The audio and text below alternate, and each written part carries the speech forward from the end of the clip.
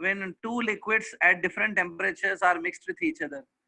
ये liquid liquid mixture था, उसके लिए फॉर्मूला, और ये फॉर्मूला है when liquid is mixed with water is mixed with ice. ठीक है, तो ये कल हमने डिस्कस किया था. ठीक है, आज आगे बढ़ते हैं. Let's go further today. कुछ पॉइंट्स और हैं जो हमें डिस्कस करनी है इसमें. That I am telling you. See, सबसे पहले एक और शॉर्टकट पॉइंट या इंपॉर्टेंट पॉइंट बता देता हूँ.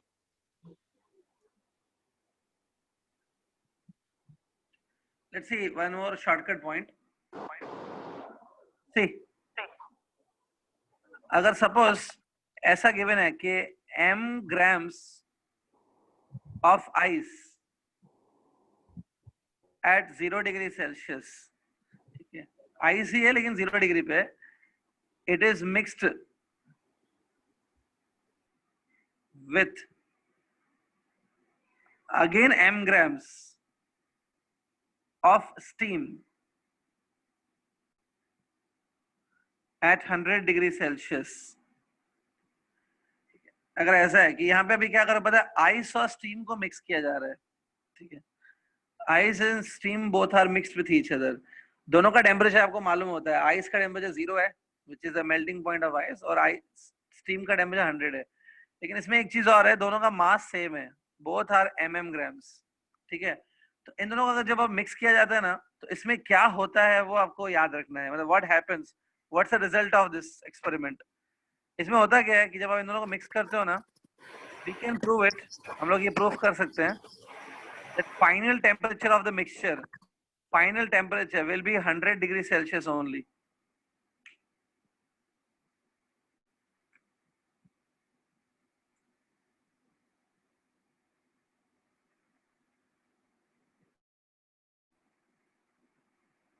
अखिल क्या कर रहे हो आप? आपका कुछ, Akhil don't play with the things, अच्छे से ध्यान दो. ठीक है, तो सी, तो इसमें ये है कि अगर m gram of ice is mixed with m gram of steam, suppose ऐसा क्वेश्चन आ गया, ठीक है, आइस और स्टीम को मिक्स किया है, सो होता क्या है, फाइनल टेम्परेचर 100 डिग्री सेल्सियस ही होता है. Don't worry, I am going to prove all this points. ये सब हम लोग प्रूफ करेंगे. ठीक है, मैं आपको पहले लेकिन इसके आउटकम्स बता देता हूँ, रिजल्ट्स बता देता हूँ. तो final temperature will be 100 only. और इसमें क्या होता है, ये जो स्टीम है, स्टीम कंडेंस्ड होके वाटर बन जाएगा ना. Steam will condensed to become water.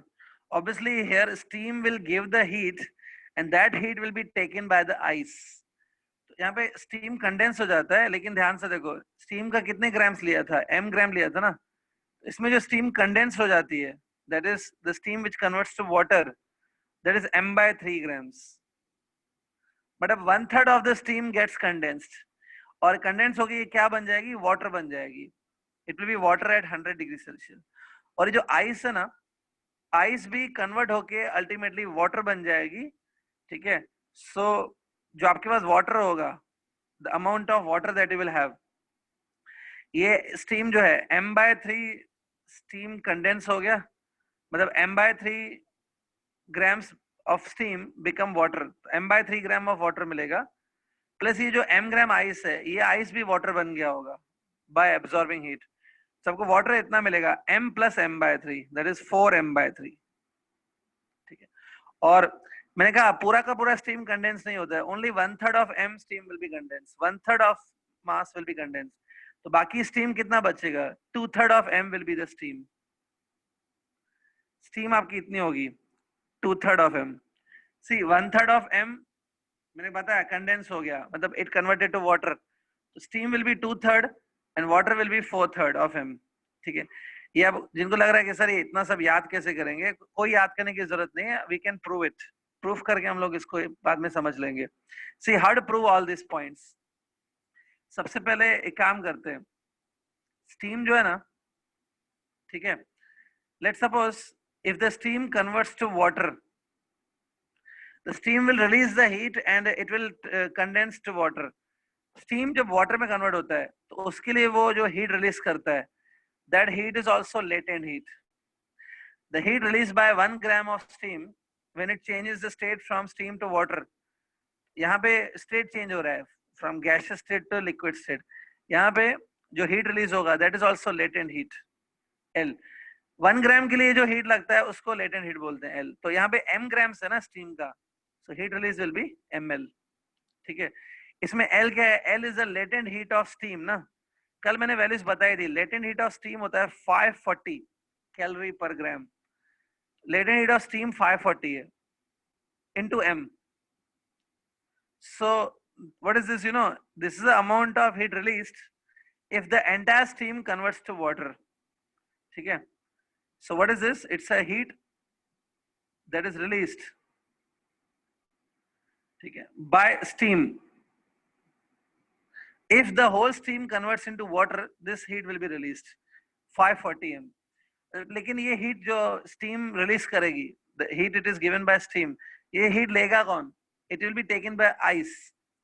अब हम लोग देखेंगे कि how much is the heat required by ice, ice को कितना हीट चाहिए। ठीक है, ओके, सो देखो एक काम करते हैं, आइस का आपने कितना ग्राम्स लिया है, m ग्राम्स लिया है।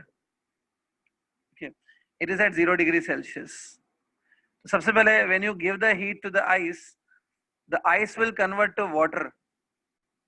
यहाँ पे देखिए स्टेट चेंज हुआ है, तो इसके लिए जो हीट लगेगी ना that will be m times latent heat, m times latent heat.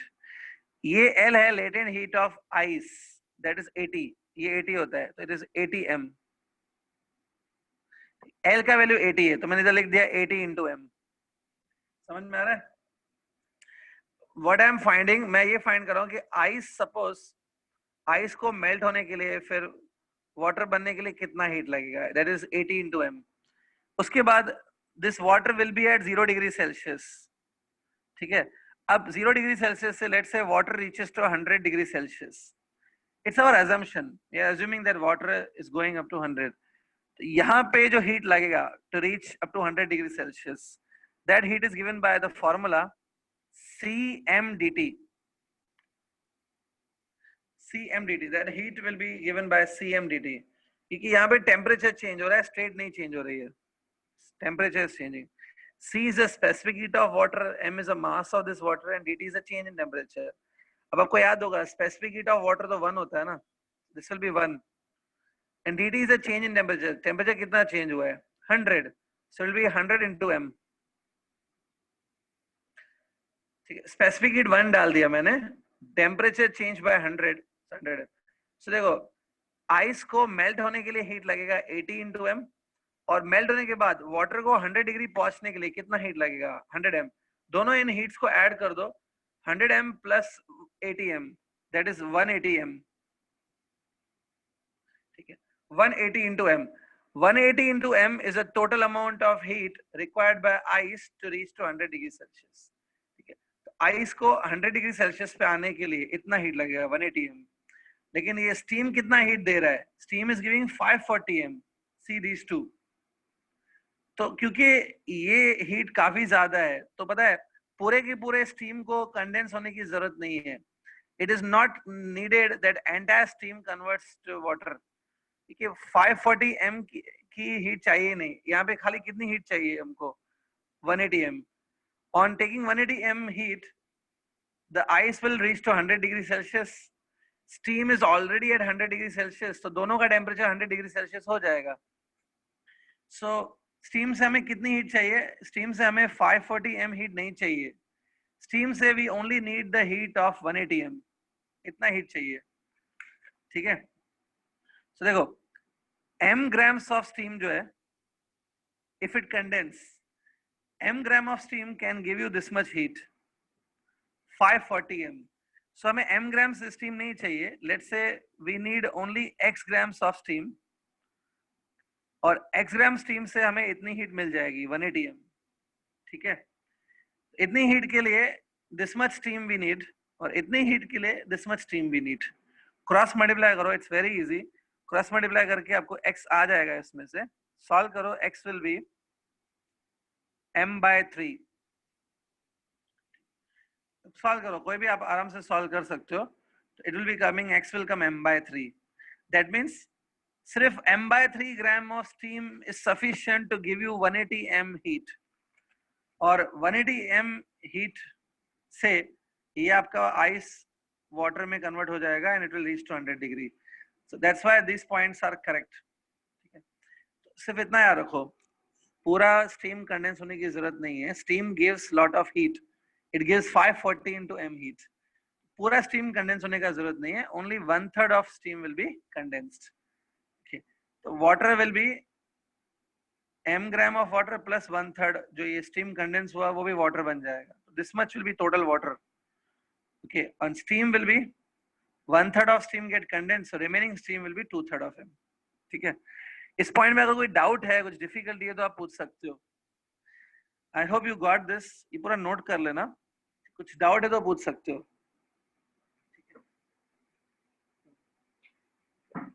Please note it down, ये पूरा नोट कर लो. Steam can give you the heat of 180 m, sorry 540 m, but ice only needs 180 m to reach. पूरा steam condense होने का कोई need नहीं है. अगर आपको पता है 54 और ये 18, 1/3 ऑफ 54 इज 18, तो यहाँ पे 1/3 हीट चाहिए सिर्फ. That's why 1/3 of steam will B condensed. So I hope you got this question. पूरा समझ गया आपको. Specific heat is now clear. आगे बढ़ते हैं. Now I'm going further. Next एक टॉपिक बता देता हूँ जिसके ऊपर MCQs कभी-कभी आ सकते हैं. Next topic is water equivalent. Water equivalent. Put the heading. Okay.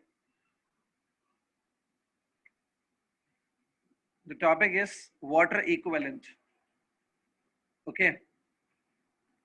Water equivalent. Water equivalent is usually denoted by the symbol W. अब ये क्या होता है मैं बता देता हूँ. See, suppose we are having a particular substance. Suppose मेरे पास एक particular substance है. Mass of this substance is, let's say, ms. ms means mass of substance. और इस substance का जो temperature है, ठीक है, वो कुछ भी हो सकता है, मतलब उसकी कोई सिंबल नहीं है. अब सपोज मैंने इस सब्सटेंस को हीट अप किया. हीट करने पे ऑब्वियसली इसका टेम्परेचर बढ़ेगा. Let's say temperature rises by delta theta. तो ये temperature rises by delta theta. तो टेम्परेचर को बढ़ाने के लिए आपने इसको हीट प्रोवाइड किया ना. That heat supplied is, let's say, delta Q. Heat supplied is delta Q. Temperature rises by delta theta. और इसका जो स्पेसिफिक हीट है, सब्सटेंस का जो स्पेसिफिक हीट है, इट इज CS. ठीक है, तो यहाँ पे आपको लॉजिक पता है. डेल्टा क्यू जो है, it's a heat supplied. Delta Q की एक फॉर्मूला होती है C into M into dt. याद है? CM dt. तो यहाँ पे आएगा CS MS. dt की जगह चलो मैं डेल्टा थीटा लिख देता हूँ. It is a relation between all these quantities. I hope ये बहुत easy है, समझ गया आप ना. अब what is water equivalent now? Water equivalent of this substance. Water equivalent of this substance is actually that amount of water. Water equivalent is actually that amount of water which will take same amount of heat as taken by this substance to increase the temperature by same amount. ठीक है, देखो water equivalent क्या होता है कि suppose आपने यहाँ पे कुछ वाटर लिया. ठीक है, लेट्स से mass of this water is mw. ठीक, mass of water is, let's say, mw. लेकिन ये आपने वाटर जो लिया है इसका मास कितना है, mw. सपोज ये जो वाटर है इसको जब हम लोग सेम हीट सप्लाई करते हैं, same delta Q when we are supplying, which you supplied to this, तो इसका भी टेम्परेचर उतना ही राइज हो रहा है, which is the rising of this delta theta. So मतलब ये मैं बोल सकता हूँ this water is working similar to this substance. इस सब्सटेंस को जितना हीट देने पर इसका जितना टेम्परेचर बढ़ा, सपोज यहाँ पे वाटर को भी उतना ही हीट देने पर इसका टेम्परेचर भी उतना ही राइज हुआ. But this water is equivalent to this substance ना, दोनों एक दूसरे के बराबर है. तो इस वाटर का जो मास है ना, इस वाटर का जो मास है, it is called water equivalent. ठीक है, तो water equivalent is that much water that you must take to have a same heat and same rise in temperature as that of the substance. So जो इसका जो ये मास है ना mw, इस mw को ही बोलते हैं वाटर इक्विवेलेंट. अब इसकी फॉर्मूला कैसे फाइंड करेंगे? देखो, वाटर को भी हमने उतना ही हीट दिया है, सेम हीट डेल्टा क्यू. तो इस हीट को हम लोग लिख सकते हैं CmDT. ठीक है, ये सेम डेल्टा क्यू है as given to the substance. C will be specific heat of water now. Water की स्पेसिफिक हीट 1 होती है, उसको 1 डाल दो. M is mass of water and dt is a change in temperature of the water, which is delta theta. ठीक है, अब देखो ये मैंने इक्वेशन बना ली. अब थिंक ये इक्वेशन और ये इक्वेशन का लेफ्ट हैंड साइड सेम है. जितना हीट मैंने वाटर को दिया उतना ही हीट सब्सटेंस को दिया. ओके, राइट हैंड साइड हम लोग इक्वेट कर सकते हैं. When you take right hand side equal, right hand side equal ले लो, उसमें delta theta will get cancel and ultimately you will get mw value. mw की वैल्यू आएगी CS into ms. So this mw is known as water equivalent. mw is a mass of that much water which must be taken. ठीक है, तो इस mass of water को ही water equivalent कहते हैं. तो what is the formula for water equivalent? It's formula is CS into ms. CS is a mass of substance, sorry, CS is a specific heat of substance, ms is mass of substance, and this is water equivalent of that substance. ठीक है, water equivalent क्या रहता है? It's a amount of water which takes same amount of heat as taken by substance to raise the temperature by same amount. ठीक है, water equivalent की formula ये रहती है. ठीक है, ठीक है, वाटर इक्विवेलेंट का रोल क्या है? सपोज आपने ये फॉर्मूला को यूज करके वाटर इक्विवेलेंट निकाल लिया. ठीक है, तो आपका इसका यूज क्या है? अब आप न्यूमेरिकल में ये कर सकते हो दैट इस सब्सटेंस को आप लो ही मत, don't take this substance. Substance can be replaced by water of this much mass. Substance can be replaced by this water. ठीक है, तो उसको बोलते हैं वाटर इक्विवेलेंट. तो बहुत बार ऐसे सम्स आते हैं जिसमें वाटर इक्विवेलेंट काम आता है, तो हम लोग ये सब्सटेंस को इग्नोर कर देंगे and substance will be replaced by water. क्योंकि ये वाटर उतना ही हीट लेगा, उतना ही टेम्परेचर राइज करने के लिए. सो सब्सटेंस का काम ये वाटर कर सकता है. ठीक है, अभी तक कुछ डाउट है तो यू कैन आस्क. ये फॉर्मुलास नोट कर लो. If any doubt is there, you can ask. Is there any doubt up to this? अभी तो कोई डाउट है तो आप पूछ सकते हो. ठीक है, तो वाटर इक्विवेलेंट का मैं डेफिनेशन बोल देता हूं, अगर नहीं लिखा है तो आप लिख लो. Water equivalent of a substance, water equivalent of a substance is the mass of water, is a mass of water that takes same amount of heat, that takes same amount of heat to rise the temperature by same amount, to rise the temperature by same amount as that of the substance,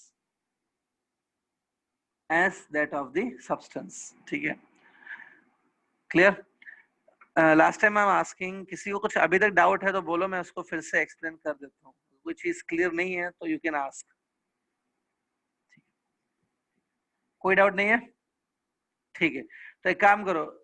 now you have to remember the formula of water equivalent throughout the lecture. अगर मैंने किसी को पूछा that tell me the formula for water equivalent, you need to tell me.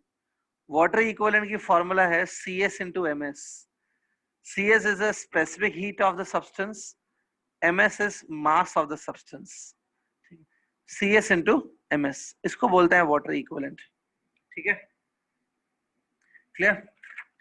So now we are coming to the end of calorimetry. Calorimetry अभी खत्म होने पे आ रहा है. सिर्फ एक छोटी सी पॉइंट बाकी है कैलोरीमेट्री में. Thermal capacity, this is only small term remaining to be understood. Thermal capacity, thermal capacity, thermal capacity क्या होता है एक्चुअली?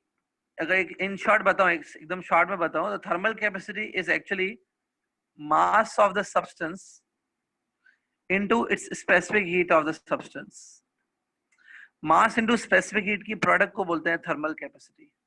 ठीक है, तो कुछ लोगों को डाउट जाएगा, सर अभी तो आपने बताया मास इनटू स्पेसिफिक हीट करेंगे तो it is water equivalent. Yes, water equivalent और थर्मल कैपेसिटी की फॉर्मूला सेम ही है, both of them have same formula, but meaning थोड़ा अलग है। Thermal capacity is having a different meaning than water equivalent. Coincidentally formula दोनों का same है।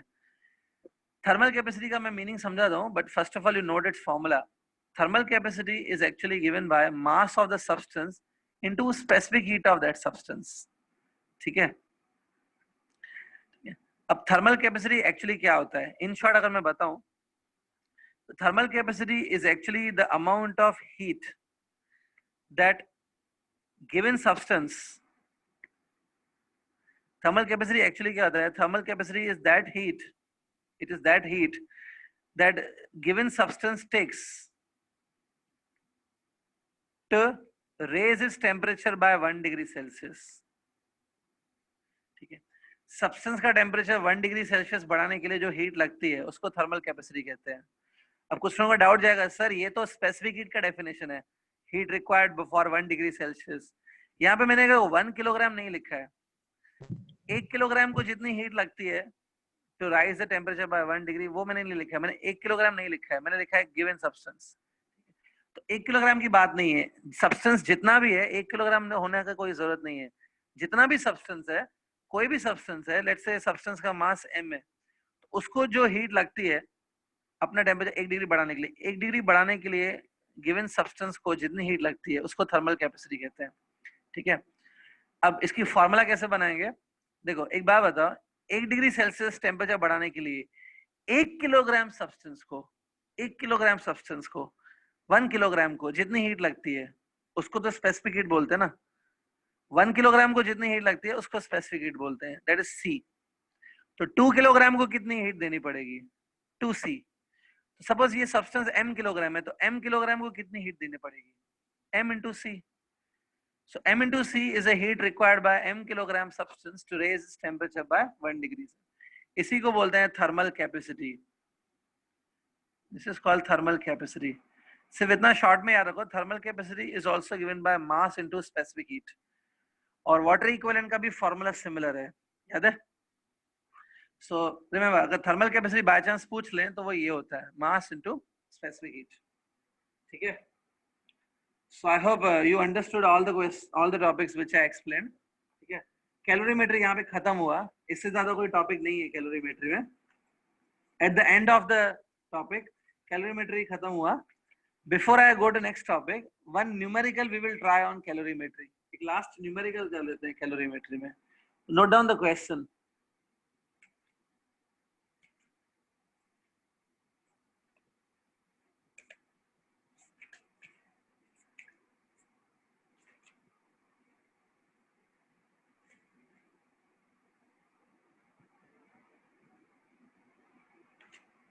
या रेडी, ओके, क्वेश्चन लिखो।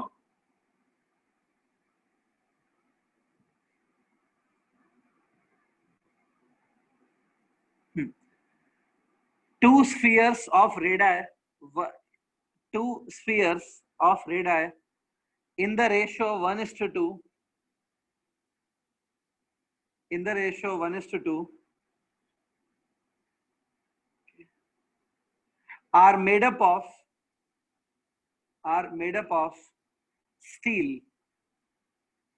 are made up of steel, full stop। Find the ratio of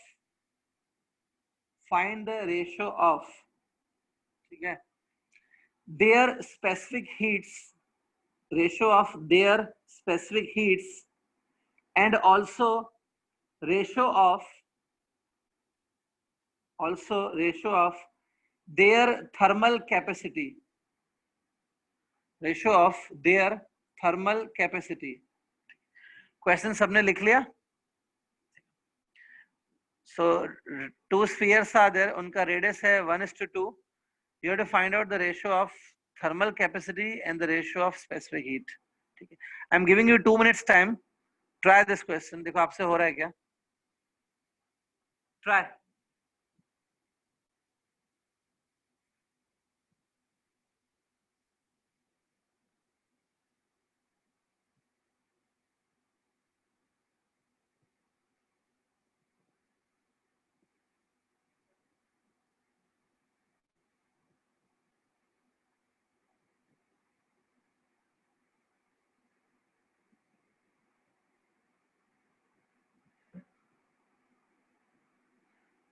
या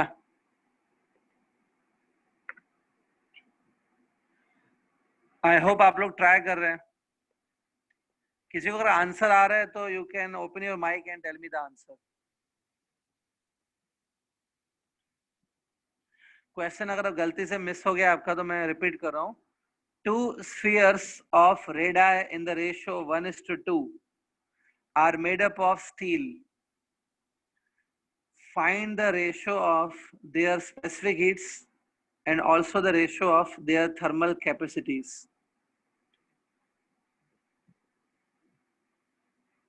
If anybody is getting answer, open your mic and tell me. Sir specific heat का जो ratio आएगा वो 4 आ रहा है। नाम क्या है आपका? कार्तिक। हाँ कार्तिक बोलो। स्पेसिफिक हीट का रेशियो 4 आ रहा है और थर्मल कैपेसिटी का रेशियो 1 आ रहा है। स्पेसिफिक हीट का रेशियो 4 आ रहा है और थर्मल का 1। रॉन्ग आंसर है, try again. Sir specific heat का आंसर रेशियो है 1:8। स्पेसिफिक हीट का रेशियो है 1:8। हाँ और थर्मल कैपेसिटी का उसका भी 1:8 ही है। कौन नहीं बोल रहा उसका 1 है, उसका 1 है, विवेक शुक्ला। है? विवेक शुक्ला। थर्मल कैपेसिटी इसका 1 है हाँ और स्पेसिफिक हीट्स का 1:8 है, ऐसा बोल रहा हाँ हूँ? हाँ ठीक है। ये राइट है कि नहीं मैं बताता हूँ 2 मिनट में। Let me see what others are saying. क्या और कोई आंसर दे रहा है? एनीबॉडी?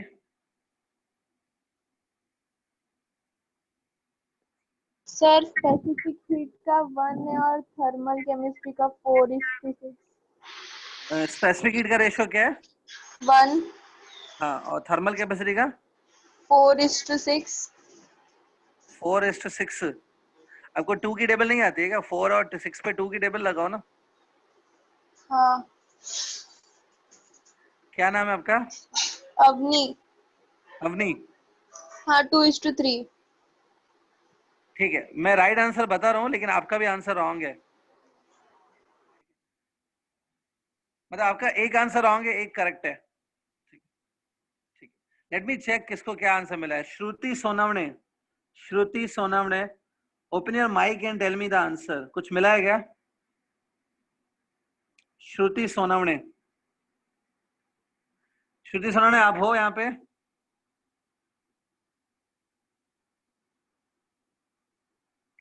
सर श्रुति सोनवणे सर कौन बोल रहा है? सर कार्तिक। सर दोनों का आंसर 1 आएगा क्या? नहीं, इसमें एक रॉन्ग है एक करेक्ट है आपका। चेक करो, एक रॉन्ग है एक करेक्ट है। श्रुति सोनवणे आप हो यहाँ पे?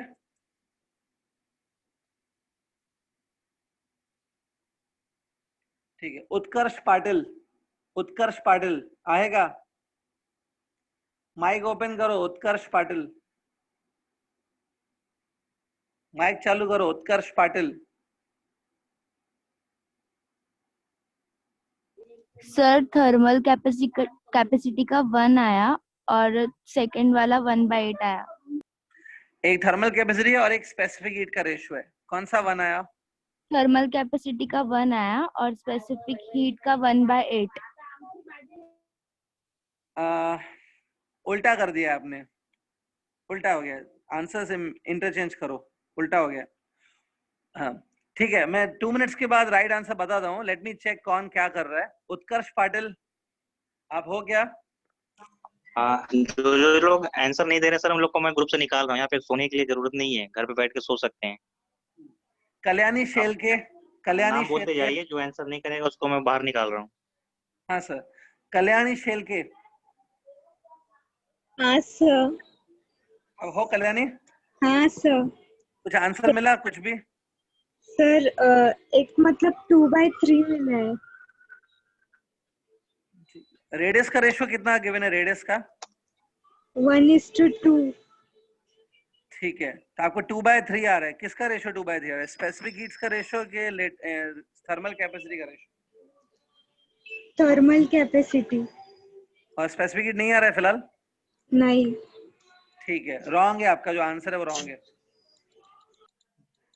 अलीना वर्गीस, अलीना वर्गीस, अलीना वर्गीस।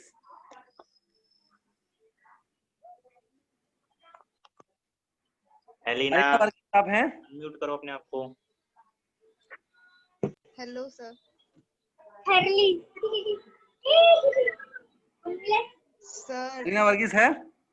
हाँ हाँ अलीना आप बोल रहे हो? सर। हाँ, कौन बोल रहा है? अलीना आंसर करो, अनम्यूट तो सर, किया मैं लेकिन कुछ अलीना। बोल नहीं रही है। कुछ आंसर मिला क्या क्वेश्चन का? सर हीट का 1/8 और 1 किसका आंसर 1/8 है? कौन सा रेशो? स्पेसिफिक हीट ओके, और थर्मल कैपेसिटी इसका वो नहीं है? 1 ठीक है, रॉन्ग आंसर है। सर 1 दोनों Sir. आंसर इंटरचेंज होंगे। अच्छा ठीक है ना स्टूडेंट्स, हियर मैं आंसर्स बता रहा हूँ। See here I am telling you the right answer. In the first part I asked you the ratio of specific heats. ठीक है, तो मैंने ये पूछा था specific heat of the first sphere divided by specific heat of second sphere. आपको ये चीज पता नहीं चाहिए that specific heat depends on substance. Specific heat substance पे डिपेंड करती है। मतलब अगर दोनों सब्सटेंस स्टील के बने हुए हैं, दोनों स्फीयर्स स्टील के बने हुए हैं ना, और दोनों का सब्सटेंस सेम है, बोथ आर स्टील, तो स्पेसिफिक हीट 1:1 होगा। It will B 1। हेलो, आपको कॉन्सेप्ट ये याद रखना है कि specific heat depends on substance. Good evening. Water का स्पेसिफिक हीट मैंने आपको बताया था ना, 4200 जूल पर केजी पर डिग्री सेल्सियस। वाटर का स्पेसिफिक हीट मैंने आपको बताया था। तो स्पेसिफिक हीट सब्सटेंस पे डिपेंड करता है। अभी बच्चे ने क्या मतलब ये 10th का एग्जाम दिया या 11th का? नेक्स्ट मैंने पूछा है ratio of thermal capacities. Thermal capacities पूछा है मैंने। That means thermal capacity of the first sphere divided by thermal capacity of second sphere. अभी अभी मैंने थर्मल कैपेसिटी की फॉर्मूला बताई थी। Thermal capacity of a substance is given by mass of the substance into specific heat of the substance. ये आएगा m1c1 divide by mass of second sphere divide by specific heat of second sphere. यहाँ पे मैंने बताया दोनों spheres की specific heat same होगी। It will be same specific heat, that's why c1 c2 cut हो जाएगा। मास को लिखो density into volume. Density into volume, mass को लिखो। मास को लिखो डेंसिटी इनटू वॉल्यूम। ठीक है, तो क्योंकि दोनों स्फीयर स्टील के बने हुए हैं, both spheres are made up of steel, और दैट आगे इज के लिए कुछ सेम प्लान है, है, डेंसिटी मतलब कट हो मेडिकल जाएगा। इंजीनियरिंग ऐसा कुछ सोचा? JEE NEET 4/3 pi will also get cancelled. Okay. It will be just r1 by r2 the whole cube. ठीक है। r1 by r2 का रेशियो है 1/2। 11th में आंसर इज 1/8। थर्मल कैपेसिटी का रेशियो है 1/8। स्पेसिफिक हीट का रेशियो, स्पेसिफिक हीट दोनों का सेम होता है, 1 and 1/8 is the ratio. I hope students clear है अभी? Clear? So I hope attention on this. समझ गए?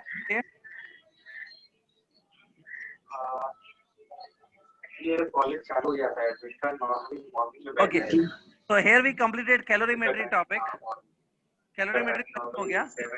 आगे बढ़ते हैं। Now I'm starting with the next topic today. Next topic है heat transfer.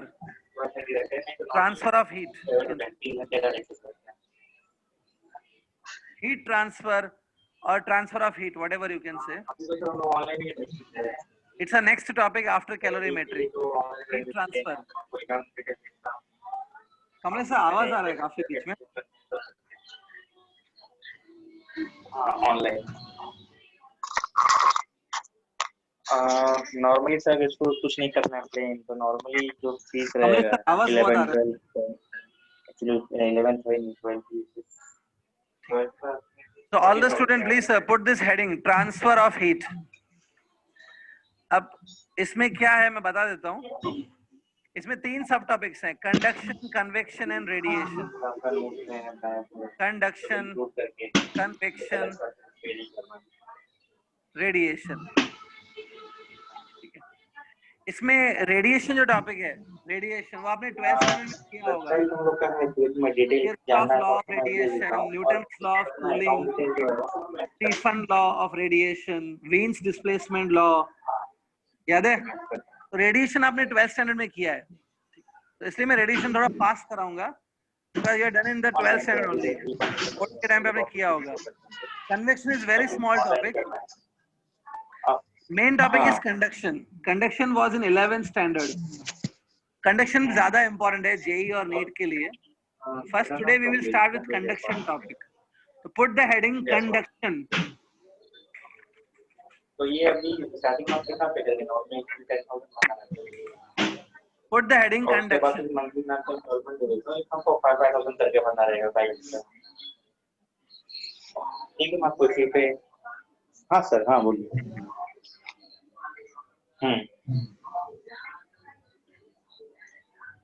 सर अभी अगर सब कुछ नई कंट्रोल में हो रहा है तो गड़बड़ है, अपने पास ऑप्शन नहीं है। कंडक्शन से स्टार्ट करते हैं। हमें लेक्चर लगा रहे हैं, बहुत सारे क्लासेस में कुछ हो दिया। imagine that if it is a metal rod, metal की rod है, ठीक है? You have heard that metals are good conductors of heat. That's why we are taking metal rod. Kamlesh sir काफी आवाज आ रहा है। ऑलरेडी मतलब हम लोगों ने स्टार्ट कर दिया था। कमलेश सर, और ये हम लोग का 12 वो बहुत पहले चालू हो रहा है, और ये बस दिवाली में स्टार्ट कर रहे हैं। कमलेश सर काफी आवाज आ रहा है। ये बस ये नहीं है, टेस्ट भी नहीं था, जिसके बाद चेंज हो रहा था। इसके लिए जब नहीं ऑलरेडी हम लोग जब तक कॉलेज चालू था तब तक ऑलरेडी चल रहा था। ओके स्टूडेंट, यहाँ पे देखो, कमलेश सर आवाज काफी आ रहा है।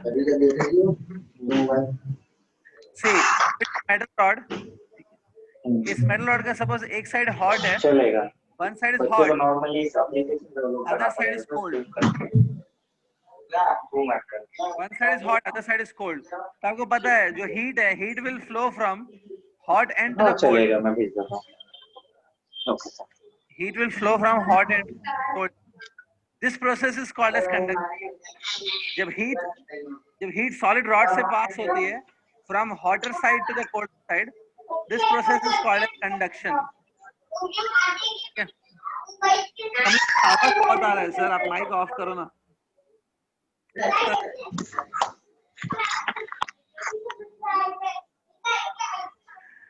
कमलेश सर ऑफ कीजिए माइक।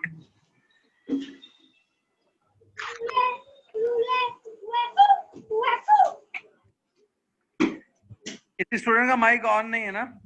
प्लीज माइक ऑन मत करो स्टूडेंट। कमलेश सर का माइक ऑन है।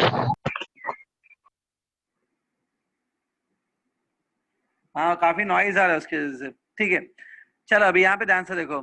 सो जब हीट है ना हॉट एंड से कोल्ड एंड की तरफ फ्लो होती है, this is considered as a conduction. इसी को कंडक्शन कहते हैं। ठीक है, अब देखो कंडक्शन में क्या होता है।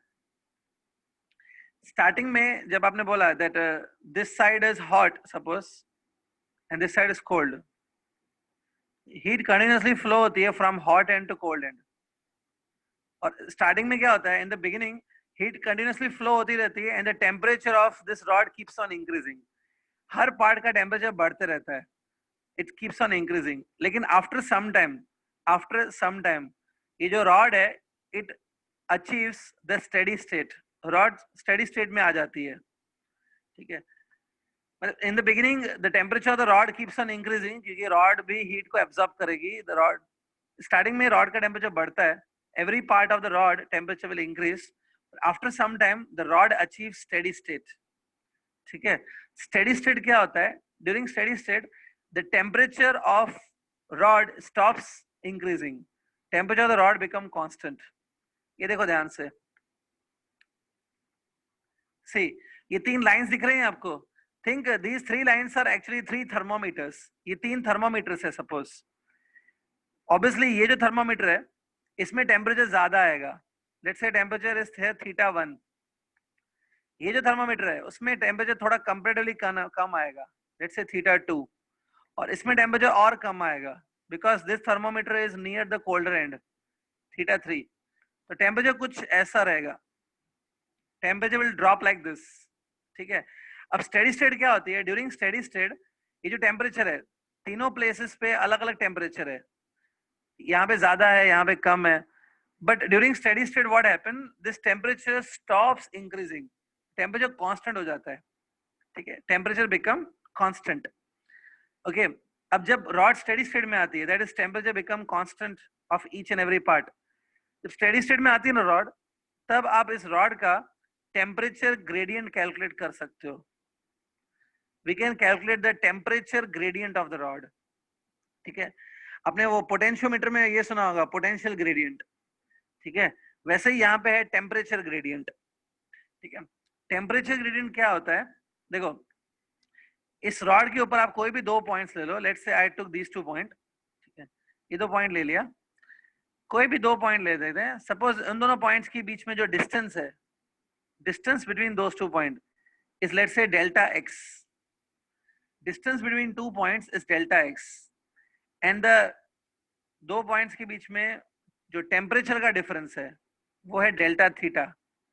Delta theta is a temperature difference between 2 points, delta x is a distance between those 2 points. तो यहाँ पे आप क्या करो, सबसे पहले delta theta low, it's a temperature difference between 2 points divided by delta x. So this will give you, ये जो रेशियो है, this will give you temperature gradient, ठीक है। टेम्परेचर ग्रेडियंट एक्चुअली क्या होता है? सी, delta theta is a change in temperature. अगर आप खाली डेल्टा थीटा लोगे वो तो चेंज इन टेम्परेचर है, ठीक है, लेकिन as soon as you divide with delta x, मतलब you are dividing with distance, so this become change in temperature per unit distance. क्या बन गया ये? Change in temperature per unit distance, that is called temperature gradient. Temperature gradient actually क्या होता है? ये जो रॉड है, इस रॉड पे how much temperature is changing after 1 metre, how much temperature is changing after unit distance. इस rod पे 1 मीटर ट्रेवल करने के बाद टेम्परेचर जितना चेंज होता है, दैट इज टेम्परेचर ग्रेडियंट। अगर 1 मीटर ट्रेवल करने के बाद टेम्परेचर बहुत ज्यादा चेंज होता है, तो I will say temperature gradient is higher.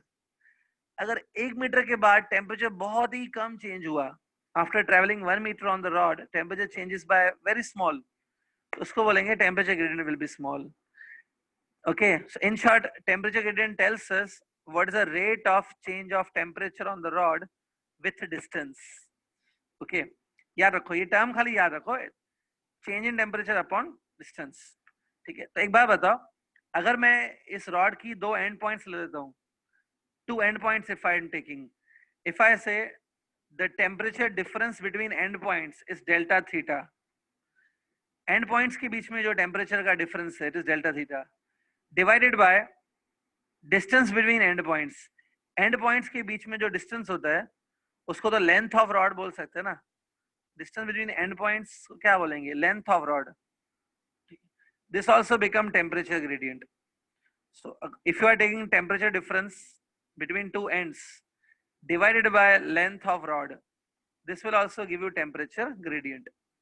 temperature gradient बस इतना ही बताता है that how rapidly temperature is changing with distance, ठीक है, clear। temperature gradient याद रखो। अब conduction में बस एक ही फॉर्मूला है which you have to use while solving numericals, वो एक फॉर्मूला मैं बता देता हूँ। you have done this formula in 11th standard।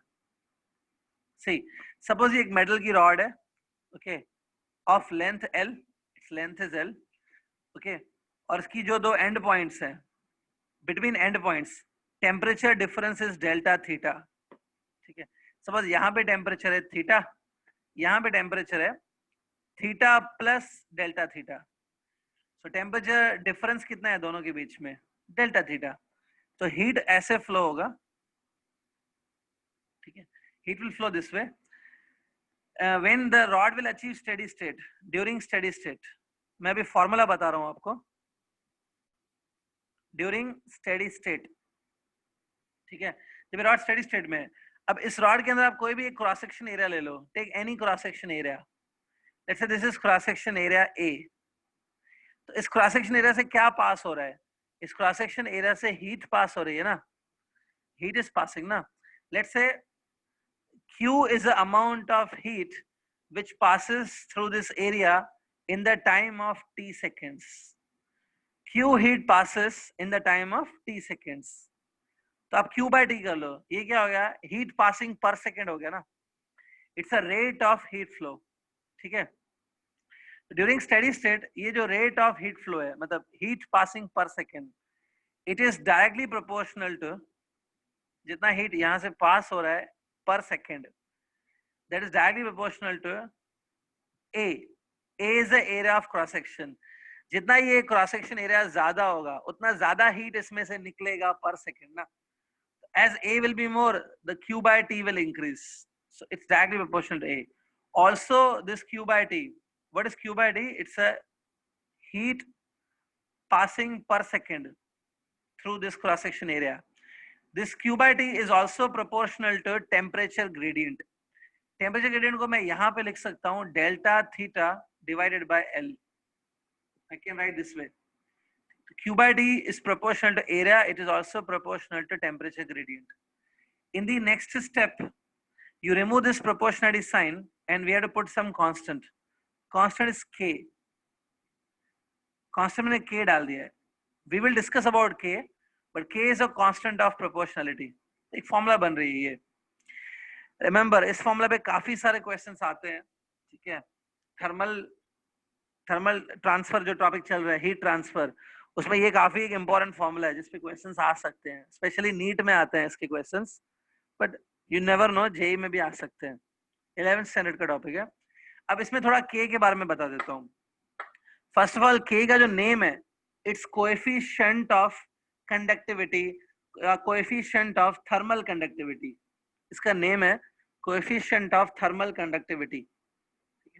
अब के क्या है एक्चुअली, अगर आपको मीनिंग समझना है कि के एक्चुअली क्या है, तो देखो मैंने अभी यहाँ पे क्या बताया, जो हीट पर सेकेंड फ्लो हो रहा है, the heat that is flowing per second through this area, वो हीट कुछ फैक्टर्स पे डिपेंड करता है. It depends on cross section area, it also depends on how much temperature gradient is maintained. लेकिन इसके साथ साथ, इन सब के साथ साथ, heat passing per second also depends on material. Material पे डिपेंड करेगा.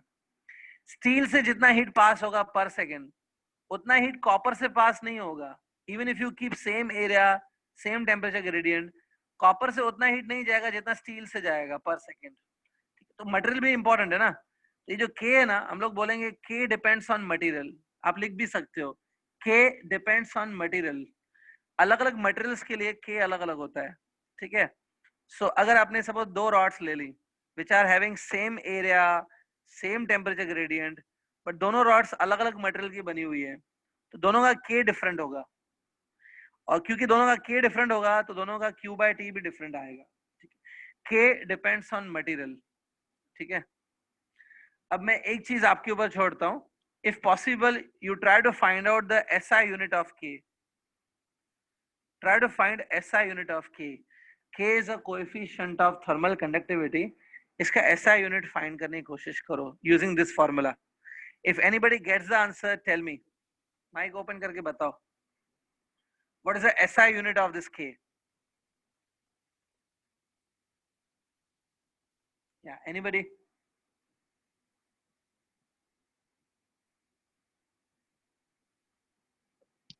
Sir, joule per second per metre per kelvin. कौन बोल रहा है? कार्तिक. ओके, कार्तिक का आंसर आ रहा है joule per metre per second per kelvin. ठीक है, ये राइट है कि नहीं मैं बताता हूँ. Just wait for 1 minute. बाकी हाँ, स्टूडेंट ट्राई करो. Joule per metre per second per kelvin. कौन बोल रहा है? साक्षी. ठीक है, साक्षी करेक्ट आंसर है. सर, हाँ, कौन बोल रहा है? एलन. एलन मैथ्यू. हाँ. एलन, अच्छा ठीक है, एलन बताओ. Joule per metre per kelvin पर सेकंड. ठीक है, आंसर करेक्ट है. अब देखो, आई होप स्टूडेंट आप कर सकते हो ये चीज. ऐसा यूनिट आ रहा है joule per metre per second per kelvin, ऐसा कुछ आ रहा है. याद करने में थोड़ा डिफिकल्ट लगता है. मैं को तरीका बताता हूँ, आप ऐसे याद करो. हाँ, थोड़ा आप ऐसे याद करो, जूल पर MKS, ऐसे याद करो. Joule per MKS. MKS याद करना इजी होता है. MKS is like MKS CGS system of units. याद करने के लिए इजी है. Joule per MKS. but MKS में this K is not a kilogram, this K is a Kelvin, meter Kelvin seconds. This is a SI unit of J, sorry, it's a SI unit of K, joule per MKS, ठीक है। और याद रखो K depends on material. अगर steel का आप छोटा wire लो या मोटा वायर लो या बड़ा वायर लो या पतला वायर लो, तो अगर स्टील का ही वायर ले रहे हो तो उसका K सेम आएगा, ठीक है। जैसे आपने सुना होगा Young's modulus depends on material, वैसे ही K डिपेंड्स ऑन मटेरियल, वैसे ही specific heat depends on material. अलग अलग मटेरियल्स का K अलग अलग होता है। Same is with specific heat and Young's modulus, ठीक है। तो ये फॉर्मूला क्लियर है, जूल पर MKS। और ये थोड़ा समझ के लो, it's a delta theta is a change in temperature between two ends divide by L is the length of rod, ठीक है। सो यहां तक आई होप क्लियर है। See I am going further now, मैं आगे का कुछ पॉइंट्स बता रहा हूं। See some more points related to conduction. See अब मैंने यहाँ पे फॉर्मूला क्या बनाई, मैंने फॉर्मूला बनाई Q by T। Q by T is a heat that is passing through any cross section area per second. Q by T it's equal to Ka delta theta by L। ये formula हमने बनाई, ठीक है। तो चलो थोड़ा आगे discuss करते हैं। अब now you may be surprised to know that, लेकिन ये जो फॉर्मूला आपने लिखी है ना, it is nothing but it is similar to Ohm's law। This formula is similar to Ohm's law। अब कुछ फ्रेंड बोलेंगे सर ये ओम्स लॉ जैसा तो दिख ही नहीं रहा है। ओम्स लॉ तो होता है V upon I equals to R, V equals to IR। ये यहाँ पे ना वोल्टेज है, ना करंट है, ना रेजिस्टेंस है, ये ओम्स लॉ कैसे हो गया? I will tell you, but आप ऐसा लिख सकते हो that this law is playing the same role as played by Ohm's law. ये law similar to Ohm's law है। लिख लो पहले ये statement, this law, this formula is similar to Ohm's law, ठीक है। कैसे, अब वो मैं समझा देता हूँ। सी सबसे पहले मैं इस फॉर्मूला को ऐसे लिखता हूँ, Q by T equals to delta theta. ये K और A को मैं डिनोमिनेटर में पास कर रहा हूँ, so I can write this way L divided by K। This formula can be written this way, ठीक है। इसका ऐसे लिख सकते हैं। अब देखो यहाँ पे ये फॉर्मूला आपने किसके लिए लिखी है? This formula you written for the rod through which heat is passing. एक रॉड जिसमें से हीट पास हो रही है, उस रॉड के लिए आपने एक फॉर्मूला लिखी है। The way heat passes through the rod, in the same way current passes through the metal wire ना, ठीक है। इलेक्ट्रिसिटी कैसे पास होती है? जैसे ये यहाँ पे हीट पास हो रही है, सेम वे वायर में से इलेक्ट्रिसिटी पास होती है।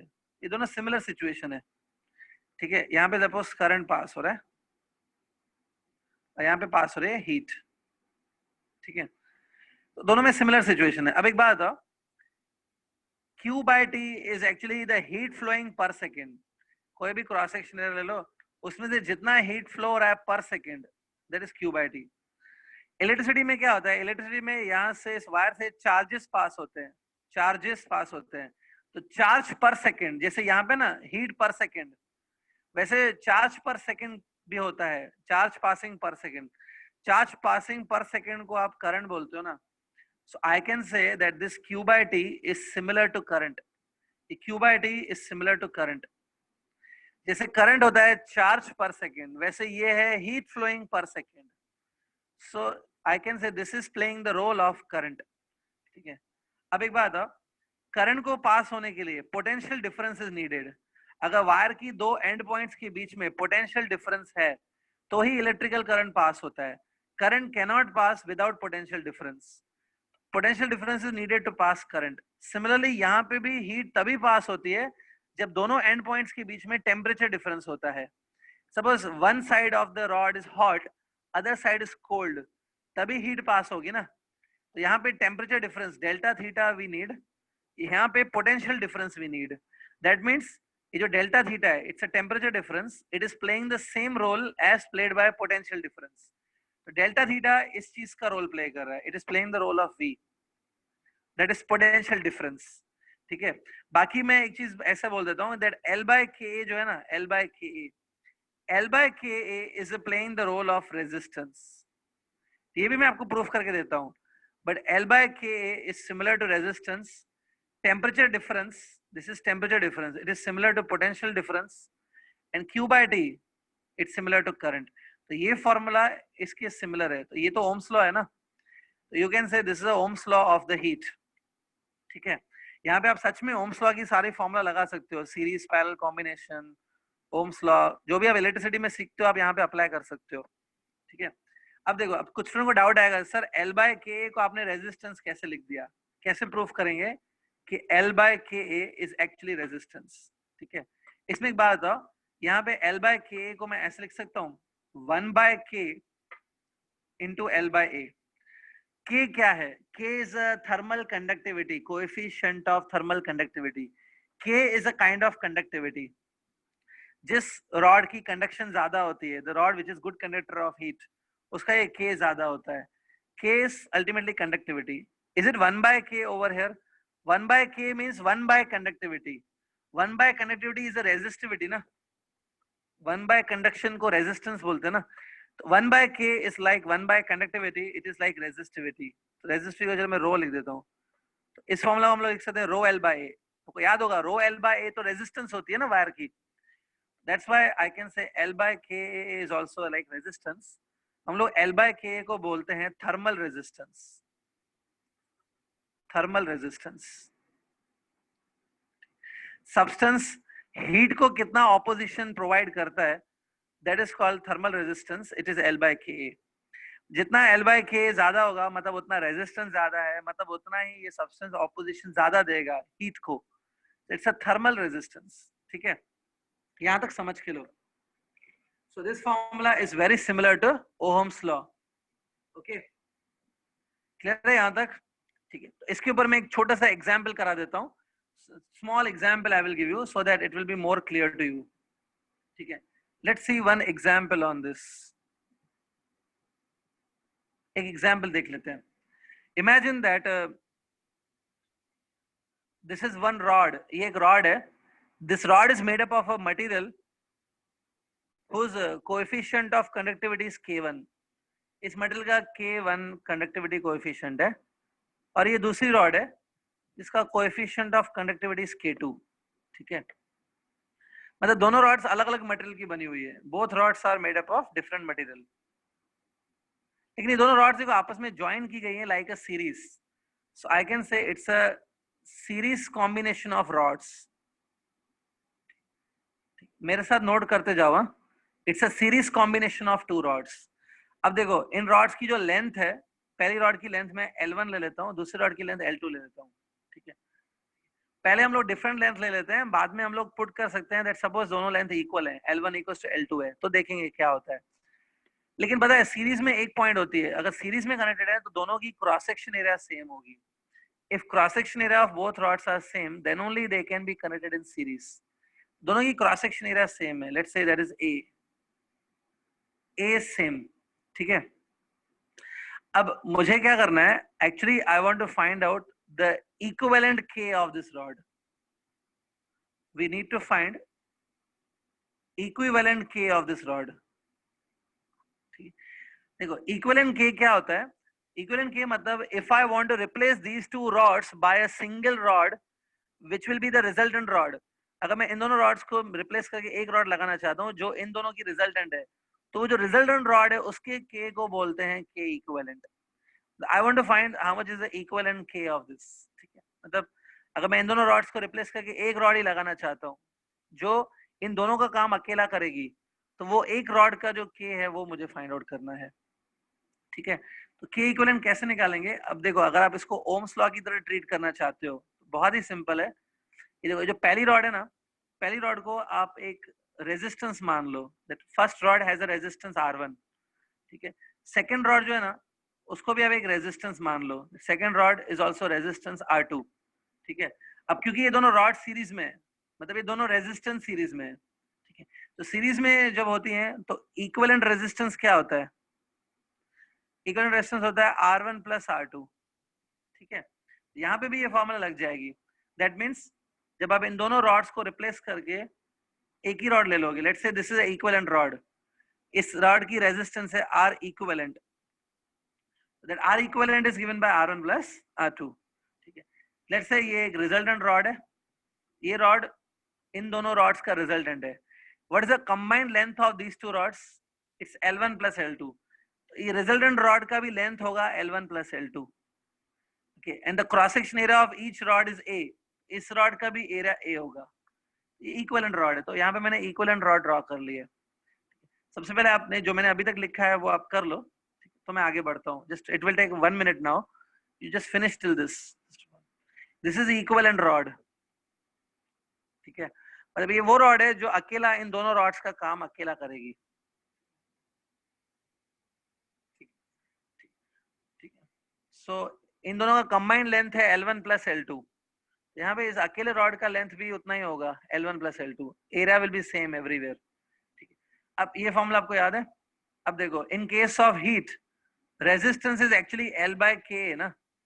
L by K is called as resistance. So R1 को लिखेंगे, R1 is the resistance of first rod, इसको लिखेंगे L1 by K1A. R2 को लिखेंगे L2 by K2A. Actually में this thing is called as resistance ना. Similarly equivalent rod को भी लिखेंगे, equivalent rod का भी resistance होगा L by KA. But L will be L1 plus L2. K of the equivalent rod, that is K equivalent into A.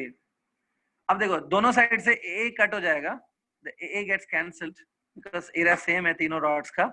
ठीक है, तो फॉर्मूला अल्टीमेटली ये आ रही है मेरे पास, L1 plus L2 divided by K equivalent equals to L1 by K1 plus L2 by K2. ठीक है, in the next step थोड़ा इसको simplify करने के लिए, in the next step I'm assuming that suppose दोनों rods का length same है. Let's suppose L1 and L2 are equal. Both are equal to L. दोनों की वैल्यू L है. तो यहाँ पे आप क्या करो, L1 L2 की प्लेस पे सेम लेंथ डाल दो. Put L in place of everyone. अब प्लीज इसको आप खुद फिनिश करो and tell me how much is K equivalent coming. K equivalent कितना आ रहा है बताओ. Length equal ले लो and solve it. Now you need to tell me how much is K equivalent. Take L1 L2 equal. K1 plus K2. K1 plus K2. वापस बोलो. Repeat.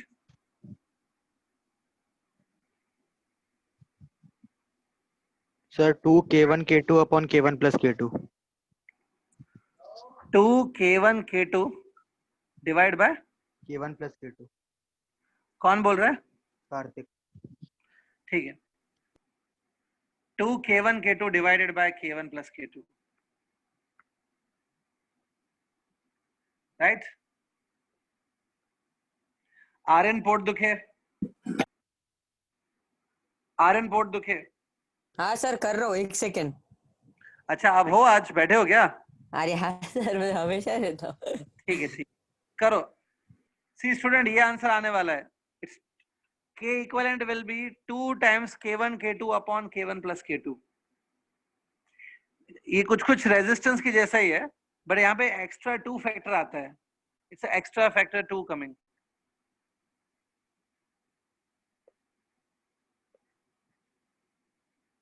Bhagyashree Patil, अपना mic open करो. Bhagyashree Patil. Yes sir. आ रहा है आपको समझ में? हेलो. ये टॉपिक समझ में आया? हाँ. सब समझा है? Can you tell me what is the formula for water equivalent? जल्दी बताओ, वाटर इक्विवेलेंट की फॉर्मूला.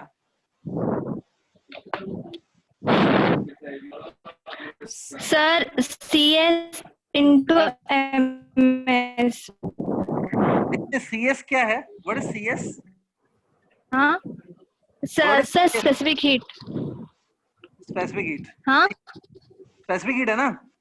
हाँ ठीक है. हाँ. Okay, okay, no problem. So everybody please finish up to this today. So K equivalent is 2 K1 K2 upon K1 plus K2. तो यहाँ तक ही आज हो पाएगा. Here we take the series combination of two rods.